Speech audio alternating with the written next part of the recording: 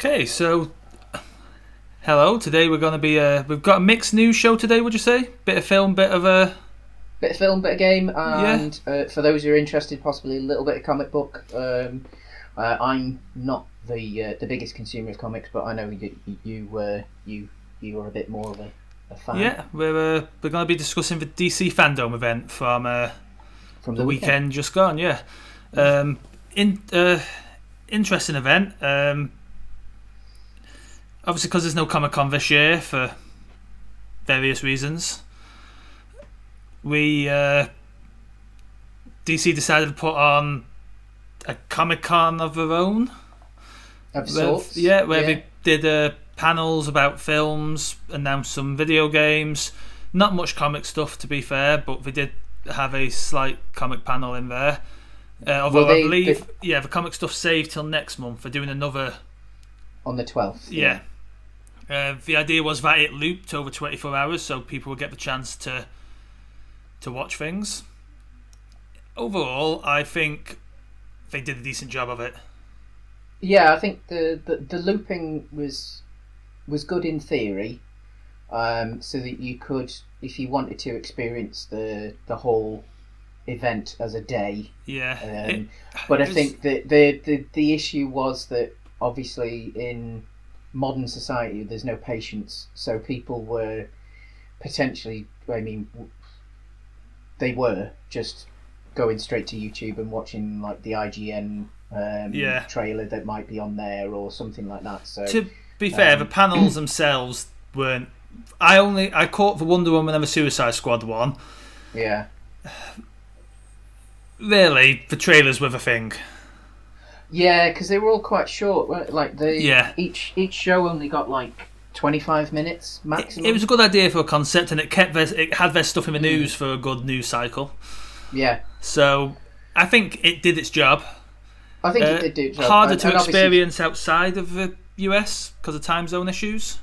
yeah, but then that's why they did the rolling Yeah, thing with the three different essentially time zones. Um, but again, I think that unfortunately did punish everyone that wasn't in an American time zone, because like for us in the UK, it started, the first cycle started six in early the enough that yeah. we'd be tempted to start, but some of the stuff that we'd want to watch was on at like 2 a.m. So it was a bit teasing in a way. Like the Rocksteady panel was at, what was it, One. 1:30, something like that. Yeah, So then Batman followed it. yeah, so it was an odd one really. Especially as it was all pre-recorded, it was all like digital anyway. I don't know why they didn't start it earlier in the States and do The like nice thing, I think, is the trailers are out there. Like if these were panels at Comic Con, they would probably be yeah, Comic Con exclusive trailers. But yeah, knowing that it's a digital event, people could just screen record yeah. that. They released the trailers pretty much straight away afterwards. Mm. Um, so yeah, so I mean, it was a fun event, I think, and I think that depending on what happens with Corona and things like that, it isn't necessarily something that they won't do again. Yeah, Um, and they'll probably do it better next time. I mean, to be honest, even when things do open up and are safer again, I get the feeling that digital events like this might be more common. they've got to be a lot easier to put on. They must be a lot easier to put on, and in the sense that you can uh, you can potentially do some smaller ones throughout the year as well. So, like, potentially there is still the big Comic Cons, or in gaming, assuming E3 survives, that you could still have E3 and the likes, but then you could have the smaller Yeah, ones dotted around. I mean, obviously, companies like Nintendo have shown that that can work anyway, with what they do with their gaming announcements and things. yeah. So I think outside of the gaming world, potentially we will see a lot more of these events. They might be small ones. They might only be like an hour or something, and specifically for like one movie or one game or one TV Yeah. series or something. But yeah, it's certainly an interesting experience, and not a bad one for their first crack at it as well. So Well, if we get on with the films first. yeah, So first up, Wonder Woman. Wonder A Woman. film that should have been out by now, but obviously Um, isn't. So we got a new trailer for it. Yeah, It still looks good. it still looks good. It looks like Chris Pine's character is actually Chris Pine's character from the first film and not his grandson. Somehow she's managed to drag him through time. Or someone has. Or someone has, yeah. Yeah. There's mention in this trailer about being granted your deepest desire. So potentially, I have a feeling he may not be real. Oh, so he's like he was conjured. Yeah. Yeah. So, or if he is real, it's a result of some sort of magic. Yeah. So, okay, all right. I mean, it looks fun. Yeah. I enjoyed the first film. Yeah, same. I think the creative team behind it has a bit more freedom now that Schneider isn't the grand overlord of that particular universe of films. So we'll probably get the film that they wanted to make, I suppose. Yeah. With this one. So I think at worst it'll be thoroughly enjoyable and well worth going to see in the cinema. Yeah. And cool, we get cool golden bird armor Wonder Woman. We certainly do, yes. And that is a good look. It is a very good look, yes. Yeah. So yeah, quite looking forward to Wonder Woman. I mean, obviously we'll touch on this later on, but it does make you wonder what's going to happen after Wonder Woman. 1984, going forward with certain properties. But yeah, I think we'll discuss that when we finish talking. Well, when we finish talking about individual films. So. Yeah. So next up, Suicide Squad. James Gunn came up and told us who most of the cast are playing. But not King Shark. Yes, Steve Agee is King Shark. Yeah. There's one person who we don't know who he's playing yet. Oh, okay. Who was that? I'm gonna butcher this pronunciation, so I apologise ahead of time. Taika Waititi. Oh, Taika Waititi. Yeah. Yeah. Yeah. Apologies if I did butcher that. I forgot he was even in it. Yeah, I have a feeling he's voicing the villain. Oh, all right. Because it's rumoured the villain is Starro, the Conqueror, the giant starfish. Oh, right. I am completely unfamiliar with this character, so you'll have to elaborate. He's a giant starfish. Yeah. That likes to conquer. Yeah. And he does this by sending his little starfishes out to sit on people's faces. Okay. Fair enough. One of the it first just sounds very villains. James Gunn. Really? Yeah. Really? Yeah. But yeah, totally sounds like a James Gunn villain. That's totally one of his. Yeah. Kind of. And I think Waititi, as a voice of a character like that, could be genius. Yes. Yeah. Although I think potentially there's a risk it would be a little bit too close to the giant crab from Moana, voiced by one of the Flight of the Conchords guys. Is it him? No, it wasn't him, was it? No, it's not Flight of the Conchords. Yeah, it's a different actor. It's it's Thingy. Yes, can't remember his bloody name. But yeah, he's doing a brilliant impression of David Bowie in that film. Yes. Yeah, very much. I think obviously the trailer, if you Jermaine could call Clement. it that. Jermaine Clement, that was it. Yeah.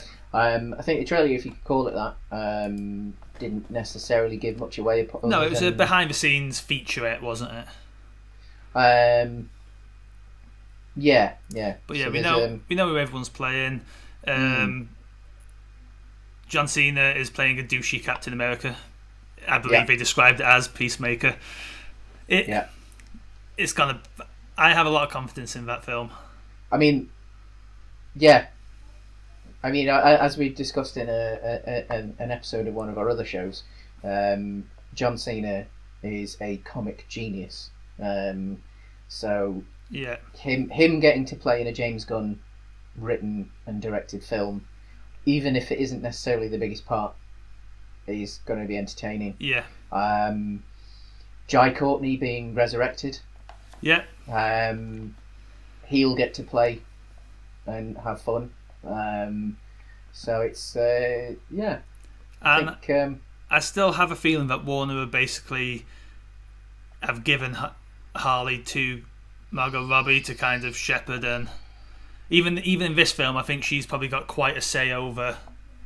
I think it seems that way, like because she was one of the producers, not just exec producers on Birds of Prey, wasn't she? Yeah. So.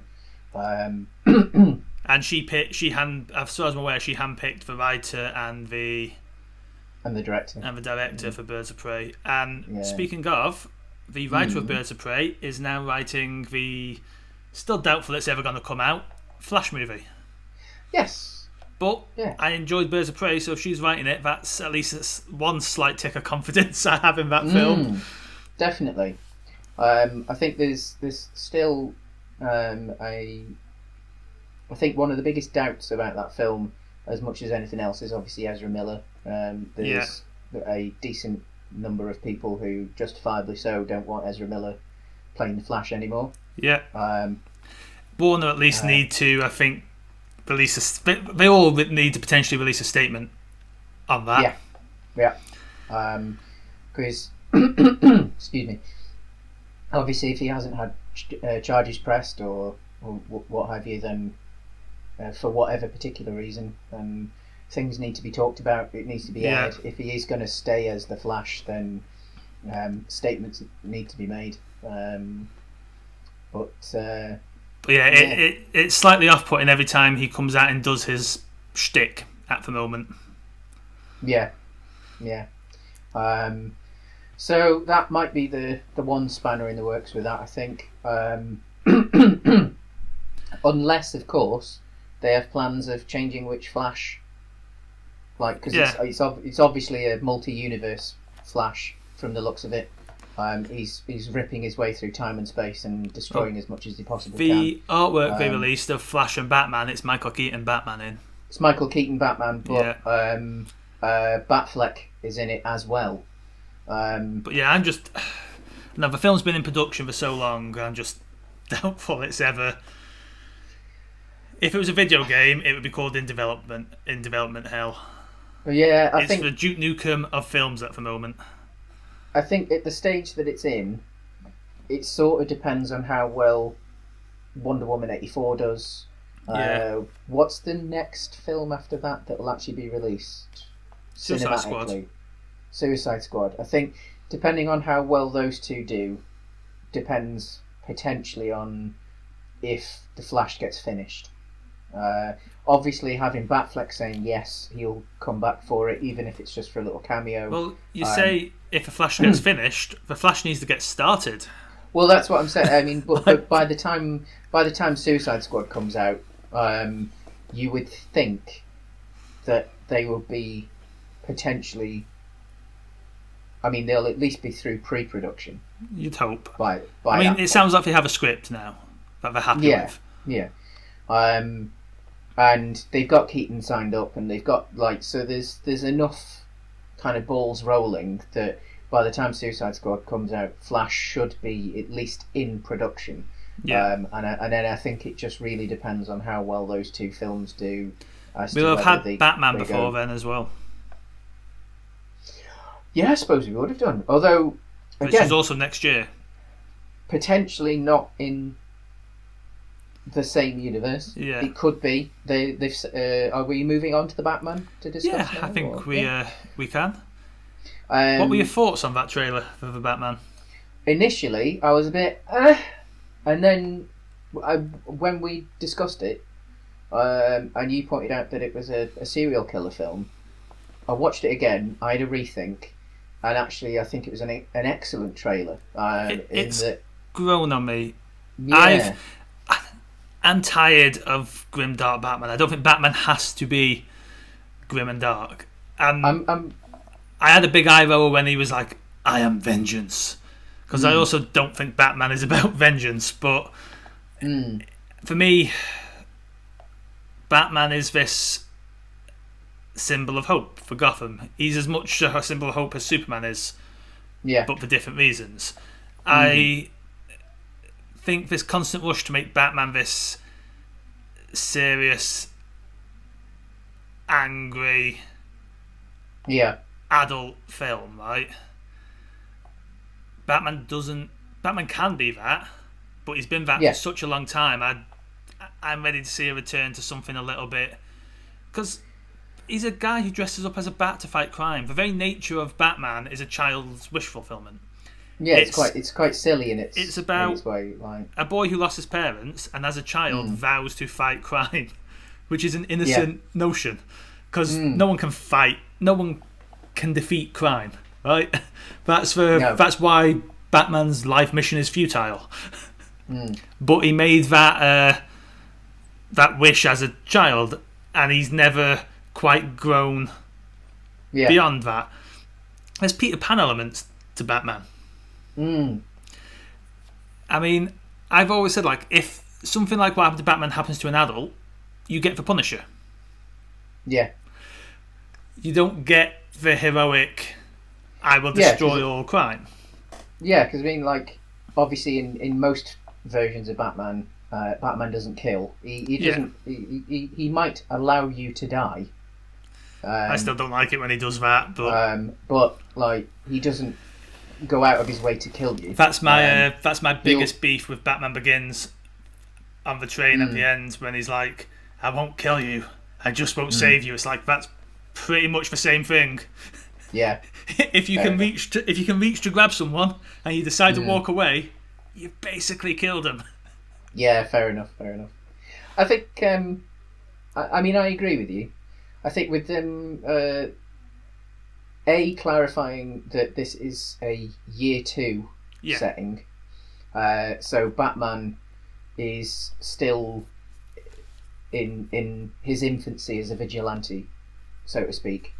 That some of that anger and some of that immaturity, I suppose, would still be there, which is why potentially he's that little bit darker. I do. So I think because they're planning a trilogy with this, so I think there is an arc where he can get lighter. Obviously, we heard Alfred in there. Alfred is always that thing that keeps him human. We've got the potential, of course, to get a Robin. A good Robin, and obviously Dick in particular is someone who keeps Bruce on the correct side of humanity as well. So hopefully maybe we see the seeds of Robin in there, like we see the Flying Graysons referenced or something like that. Overall I enjoyed the trailer, right? And I do like Patterson's look as Batman. I was never down on the idea of Patterson as Batman. When it was announced, I thought, I can see that. That's got potential to be good casting. I could see him as Bruce, and he's certainly a good enough actor to play both a great Bruce and a great Batman. I think the only thing for me was the physical side of things. He's tall enough, but he's never been a big guy, so it was putting enough weight on, I think. And it's not like he needed to go crazy. He didn't need to go Batfleck level of bulk, or even Bale level of bulk for that matter. But he certainly needed to put a bit of muscle on. I like that we're finally getting in the mission of the Bat makeup as well. Yeah. After all these decades of on-screen Batman, and I do like the idea that it's started to kind of memify itself as emo Batman, but in a good way. No one's saying that as a negative. I've seen a lot of people. Someone rewrote the lyrics to My Chemical Romance's Black Parade as the Bat Parade, and I'm here for that. Hey, if someone announced tomorrow, like, hey, Gerard Way is writing the the soundtrack for this film, I'd be like, cool, I'm game. I mean, I'd be totally down for that. If it was a Queen doing Highlander kind of situation. I mean, obviously, the only thing is that, like, obviously it's set in the 90s, so it wouldn't quite fit Gerard Way's style of music. Nice use of a Nirvana song in the trailer. Yep, definitely.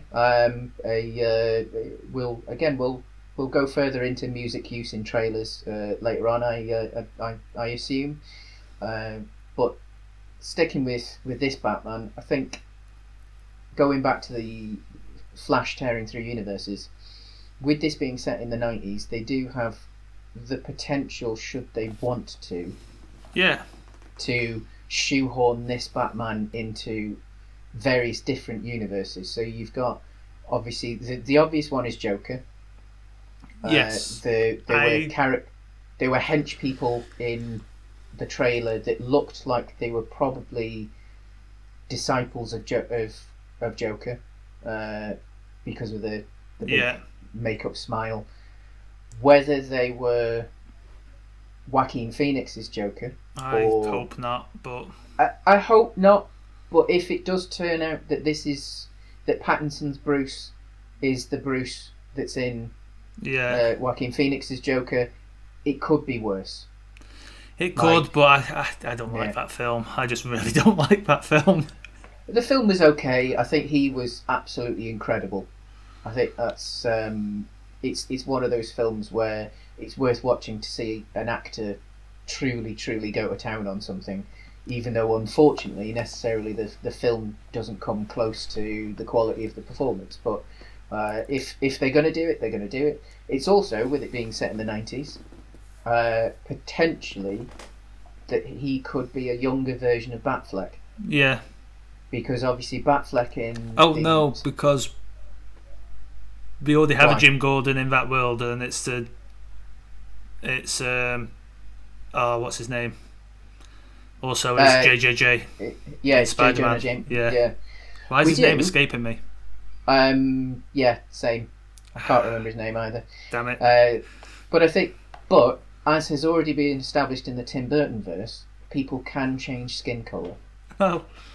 So it could very well be that after years on the force, that Jim Gordon just got washed out. Although one could posit that the Schumacher verse and the Burton verse are different things. You could. I don't think they are. I've lent towards they are recently. They are. I think they're the same universe, but we'll see.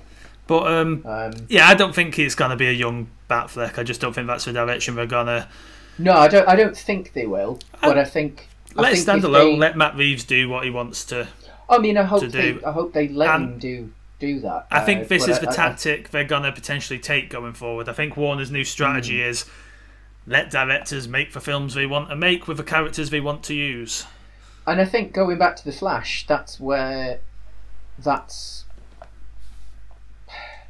be a visual justification for doing that in a way, because obviously they've had a failed big attempt at doing the cinematic universe thing, and if they can take the Flash that was in that cinematic universe and then plonk him with Michael Keaton, and have him running through space and time. I mean, obviously he appeared in the Arrowverse crossover last Christmas. Yeah. So it's been established already with this particular character that like he can go to here, there, and everywhere. So it's speaking of which, the new Flash costume looks like it's better than the last one. Well, it looks like it's been influenced by the TV series one, because when Flash and Flash meet in the TV series, Ezra Miller's Flash does comment how comfortable Grant Gustin's Flash costume looks. Yeah. So he's obviously gone to Bruce Wayne and said, "Can you make me a comfortable suit as opposed to this clunky mess?" So that is for films. Out of them, which one would you say you're most excited for? Oh, no, sorry, that's not all the films. We also got Black Adam finally completely confirmed is happening. Yeah, because I think haven't they done a bit of? I think they started shooting and then they had to Yeah, cut because of and they coronavirus. showed us So some very cool concept art. yeah, The Justice yeah, Society is going to be in it, or at least some of them. yeah. And obviously there is a Shazam 2 coming as well. I'm Um, wondering if it's going hmm, to also be a period piece. Black Adam. could be partly. I'm wondering if we're not going to get Shazam. Oh no, because Superman's in it, isn't he? Hmm. Matt, Oh, as yeah, in yeah, Man of, yeah, yeah. Henry Cavill. yeah, Henry Cavill's Superman is going to be in it fighting Black Adam. Mm. It's I wonder if that's ever going to posit like Although that, his appearance at the end of Shazam. yeah, I wonder if it's because he needs Shazam's help to fight. fight Black Adam. Yeah, I mean, it could. The thing is, it could be that it's just the fight is at the end of the film. yeah, Maybe it's how it closes the film, could be. Yeah, and then obviously that directly leads into Shazam 2. And so, but obviously we don't know yet. I So. enjoyed the first Shazam. I enjoy It, The Rock in most things, or Dwayne Johnson. yeah, So I am looking forward to both Black Adam and Shazam 2. yeah, because they're probably very closely linked. Yeah. I mean, I know obviously within the stories they're very closely linked, but I think they're potentially going to be a 1-2 punch cinema-wise. So yeah, out of these films, what would you say you are most looking forward to? It's an easy choice for me, but The Batman. the Batman, Suicide Yeah, I'm Squad going to go for with the me. Batman. I like James Gunn. I don't think Guardians of the Galaxy films are as good as people kind of got. They're not his best work, but I reckon he's Mm. got more freedom here than he potentially had on. On the first Guardians, not necessarily the second one, because the second one they just went right, bugger it, just do whatever you want. I don't think they did, because I also think So the modern MCU is shaped by two directors, yeah, and three directors. yeah, That's the Russos, yeah, and it's Gunn. yeah, yeah. A lot of what Gunn did on those Guardians films, at least the sense of humour in modern MCU films, Yeah. filters through from Gunn's work there. True. I think the Russos have shaped the overall look and feel of the MCU, and Gunn has shaped its Some of the tone. yeah. Yeah, which is obviously why, well, probably one of the reasons that Taika Waititi was hired for Thor. Yeah. Because if Gunn can work for Guardians, then another comedy director, essentially. I know he does serious work, but it's always through the lens of comedy. Can have a crack at Thor. I was discussing this with a friend actually, and we were like saying how we think Thor 3 got to be as wild as it got to be because they just didn't, after Thor 2, they just didn't know what to do with Thor outside of the Avengers films. So I think they just thought, you know what, go for it and let's see what we get. But Suicide, I like James Gunn films. I'm a sucker for Harley, so Suicide Squad for me is probably what I'm most excited for. I think it's going to be the most enjoyable of the films, closely followed by Wonder Woman 84. But I think I love Matt Reeves. Yeah. I've still never seen the Final Ape film.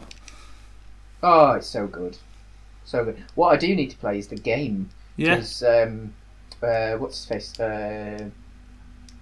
Andy Serkis made... he has a production company that's both a film production and game studio. Yeah, another one you're on about. And he made a Planet of the Apes game that is canon to the film, so I need to play that at some point. But obviously, Matt Reeves didn't start with Planet of the Apes. He wasn't the first director. No, he came on with Rise. No, Rise, and then Rise was the first one. Rise of the Planet of the Apes. No, it was Dawn of the Planet of the Apes. Oh yeah. Rise of the Planet of the Apes. War of the Planet of the Apes. Yeah. And he did the second and third, and they are incredible films. Well, I remember walking out of the second one with you at the cinema. I think it was me, you, and Dan who had gone to see it. Hmm. And I just remember coming out of that film and being like, "Oh my god, that was." Yeah. Because the first one was fine. I enjoyed it well enough, but it wasn't I mean, anything. I think the thing is that the first one did a good enough job that then meant that when Reeves took over Yeah, for the second and third, that there was that solid foundation to just go for it, and he did something that probably no one thought would be possible with those films. yeah, And so, yeah, great, absolutely wonderful. As soon as he was announced that he was doing a Batman film or a Batman trilogy, as confusing as it was at the time, because obviously it was when he was announced. There hadn't even been a failure of a Snyderverse film at the time, yeah, at least financially. I mean, obviously, like Man of Steel didn't do brilliantly, but it also didn't bomb. And that was roughly when he was announced. I yeah. think it was by the time Batman vs But Superman. we all assumed was, he'd be making a Batfleck film, right? And he potentially was yeah, for a while. Like, potentially at some point he was definitely making a Batfleck film. But then it became something else. So I've never had any doubt. I mean, and I am a sucker for serial killer films, and if this is a serial killer genre film with Batman as the detective hunting down what looks to be Riddler, then I'm in. Like, yeah, it ain't going to be fun in the traditional sense of the word, but I think that is going to be a film, yeah. a real good film. So yeah, it's And another dark take on Batman, but I think it's the right dark take. got So, Thingy completely camouflaging into the Penguin. yeah, I didn't even spot it No, but in the yeah, trailer. Colin Farrell. Colin Farrell. Yeah. Yeah. Hmm. I But mean, yeah, that's assuming he's playing Penguin and yeah, not just Cobblepot for now. and that's for films then. So on to the video games. Are we? No, Are we ignoring something? we are, yes. Oh right. Um, That shall not be named in 4x3 I dimensions. just figured neither of us are going to have anything positive to say about it. Let's not mire ourselves in. Yeah, I think we need to at least say it. Okay, they released a trailer for the Snyderverse, for Snyder's Cut of Justice League. We're not fans of Snyder's DC films. This hasn't done anything to change our minds. Nor his behaviour on social media. No. He's acting like the biggest petulant child you could possibly imagine. For those wrestling fans out there, he's gone full Dave Meltzer. It is, yeah, it's sad to see. Obviously, speaking of James Gunn, he wrote Schneider's first big film, the remake of Dawn of the Dead, and that should have really been where it finished. To be perfectly honest, as soon as he got a level of creative freedom for himself, then well. Yeah, we're not fans. People are, but we just certainly aren't. And I just don't necessarily think the world needs another video of people either glorifying or complaining about Snyder films. So I just thought we'd leave it alone and talk about the stuff we are excited for. I mean, to be honest, the Snyder Cut itself, the property itself, if you want to watch it, you want to watch it. If you don't, you don't. The biggest thing that annoys me about it really is the way that it came about, the level of online bullying that there was. I mean that's not on. No, that shouldn't have happened. I might have had some morbid curiosity to watch it, but I don't have 4 hours worth of morbid curiosity to watch it because it is 4 single 1 hour episodes. I mean, I think had it come around a different way, like he left that film for very sad reasons, like his child died. Yeah. And obviously it looked like potentially he was getting taken off the film anyway because of other reasons, but like he if they said to him, would you like to finish your film the way that you wanted to make your film, but didn't get a chance to because of some horrible personal reasons, then fair enough. Yeah. Like, let him do it, and and then I might be interested in seeing it. But the way it's come about, there's nothing noble about the way that this film is, or this TV miniseries has been made. So yeah. Anyway. Yeah. Enough social justice worrying for now. Video games. Yes. Gotham Knights first from Montreal. Correct. Yeah. Set in a world where Batman has died. Or has he? So you play as... It's a 2-player co-op game. Yeah. No, was it up to... No, 2-player co-op game. It's 2-player co-op, but you can pick between which members of the 4-man squad. The playable characters are Batgirl,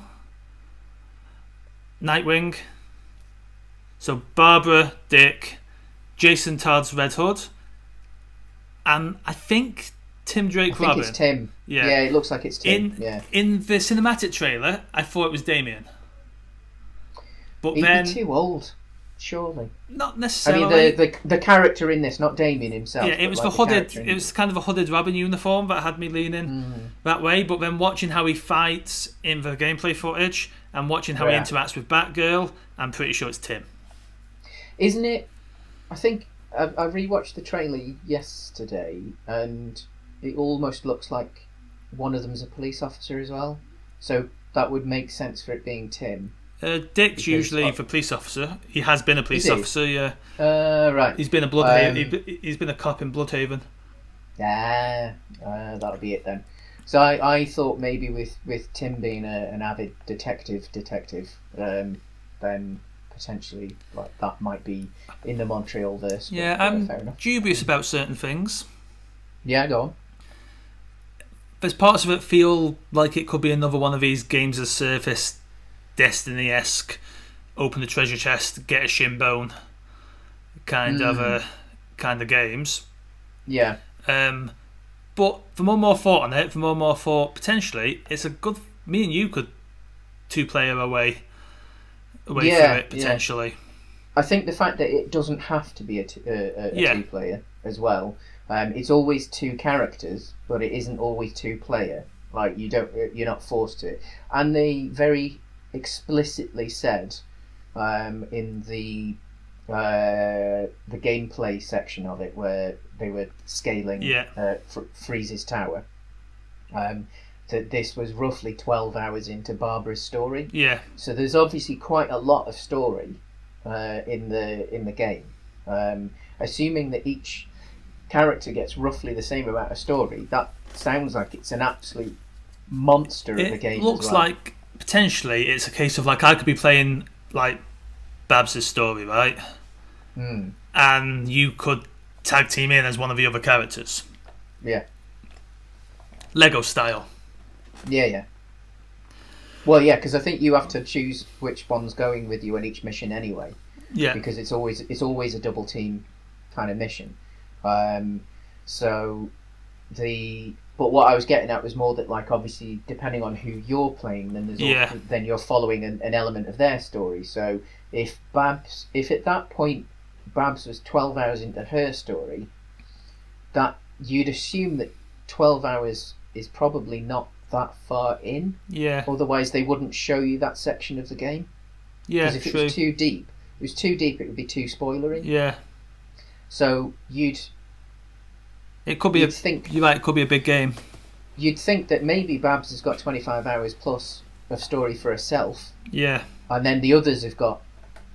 I mean, unless Babs is the focus, then if the others have roughly the same of 25 hours plus potentially some mainline story stuff that shares for all 4 of them, and then who's to say that you don't actually get to play Bruce later on? Because I doubt he's dead. Yeah, I'm also doubtful he's dead. Yeah. It will be something to do with the Court of Owls, which was revealed at the end of the trailer. Which could be cool. I'm cautiously optimistic. Looks like it looks like it's like a 100+ hour game. Yeah. Potentially. which means you're certainly going to get your money's worth. And is due out multi-platform. Yeah. As in multi-generational is what I meant there. Yeah, well, it was meant to be out this year. Yeah. It felt like it was meant to be out this year. But that is out next year. Yeah. I'm thinking it might actually be as early as spring. I think it might be a spring game as opposed to a 2021 holiday game.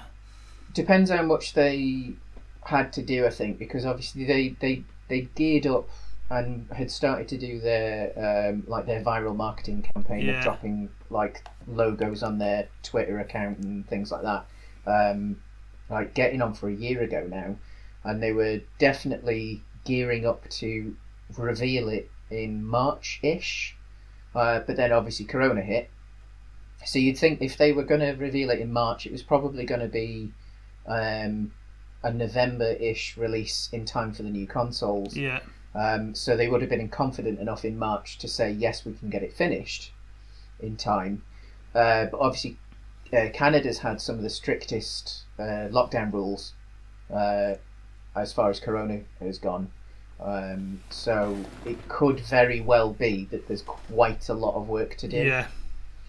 With it being a Canadian-based game dev. So 2021 is the year they've given us. Yeah, I mean, I think that's fine. Yeah. They don't need to give us an accurate date yet. I think obviously Warner would love it if they could get it out before the end of the financial year, because then you've got a little boost for your shareholders and what have you.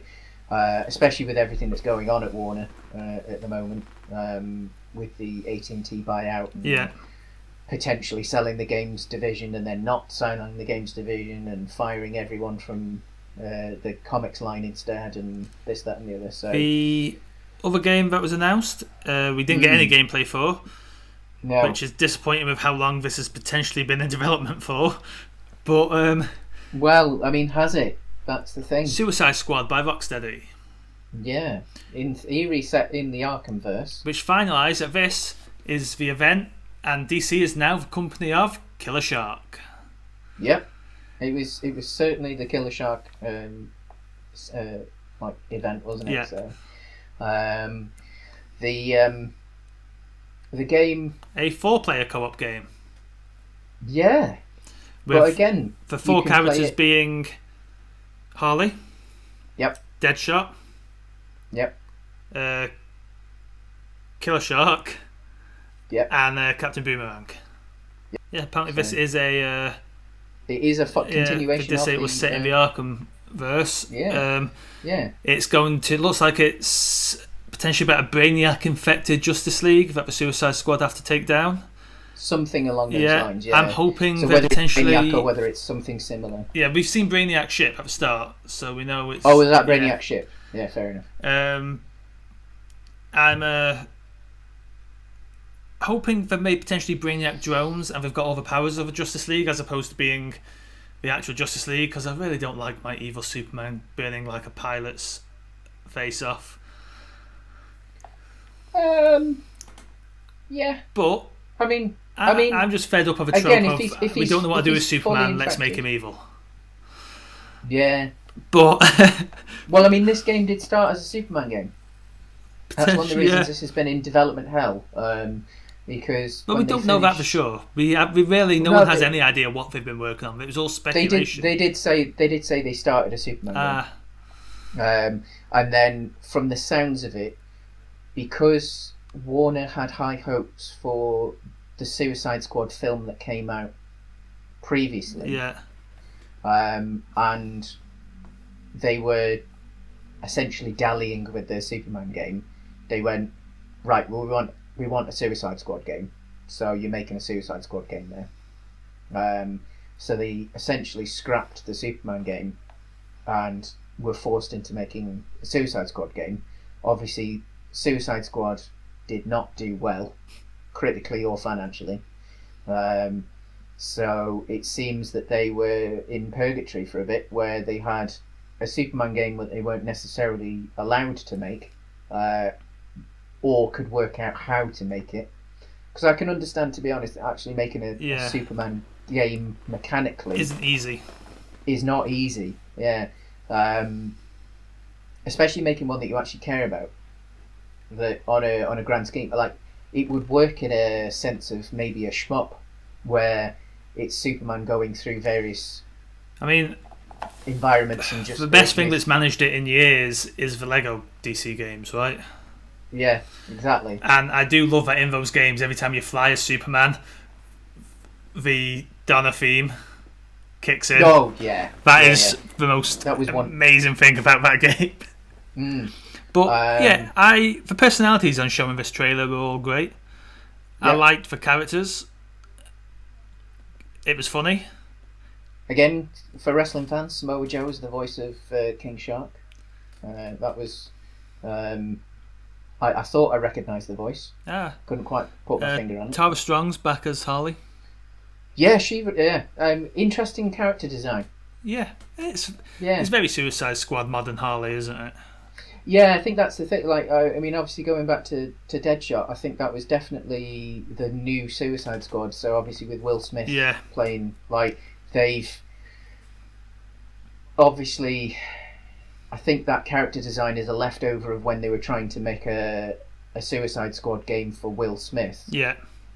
And then they've just got, all right, we'll keep it now. I very much am looking forward to seeing Tara Strong play, because her previous parts have been very much Joker's girlfriend, Harley. Yeah, and it's been like the traditional Harley in a sense. And very looking forward to seeing her play the modern kind of, well, to quote the modern the film, like the modern kind of emancipated Harley, right? Yeah. The Harley is Harley. Harley is Harley, and I think like with how well they've done the Kaylee Cuoco cartoon as well. Harley in this game needs to be equally as good, because I think if Harley is, as you said, Joker's girlfriend Harley, as opposed to... I didn't get that feeling from this trailer, though. I didn't get that feeling, no, but I think the writing has been so shit hot with the cinematic Harley, and now with cartoon Harley. Yeah, the Harley Quinn TV show. If people are out there not watching it or dilly-dallying on it, do yourself a favour. Watch it. It's fantastic. It's a wonderful, like, a really, really, really well done cartoon, in that, like, it's as fun and as vibrant and as colourful as the kids' cartoons that you would remember as a kid. Like, if you like have things like the 90s Spider-Man and the 90s X-Men